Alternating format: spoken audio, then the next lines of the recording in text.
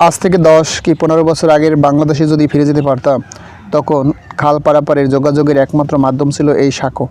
কিন্তু যোগাযোগ ব্যবস্থার উন্নতির ফলে এই সাঁকোর জায়গা দখল করে নিয়েছে বিভিন্ন কালভার্ট এবং ছোট ছোট ব্রিজ। আমরা যখন স্কুলে যেতাম সাঁকো পার হয়ে, তখন হাত থেকে বই পড়ে যাওয়া, পা থেকে জুতো পড়ে যাওয়ার দৃশ্যগুলো এখনও চোখের সামনে ভাসে। সাঁকো পারাপারের ক্ষেত্রে সবচেয়ে বেশি সমস্যা হতো ছোট ছোট বাচ্চা, বয়স্ক এবং অসুস্থ রোগীদের ক্ষেত্রে। সাঁকো দিয়ে মালামাল পরিবহনের ক্ষেত্রে সবচেয়ে বেশি দুর্ভোগ পোহাতে হতো।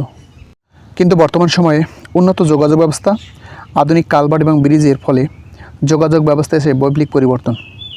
কিন্তু বর্তমান প্রজন্মের ছেলেমেয়েরা সাঁকো কি সেটাই জানে না, পার হওয়া তো দূরের কথা।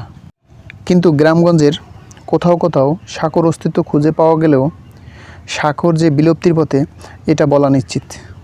সাঁকো শব্দটি হয়তো পাঠ্যপুস্তকে লিপিবদ্ধ থাকবে, কিছুদিন পর হয়তো এটার অস্তিত্ব আর খুঁজে পাওয়া যাবে না।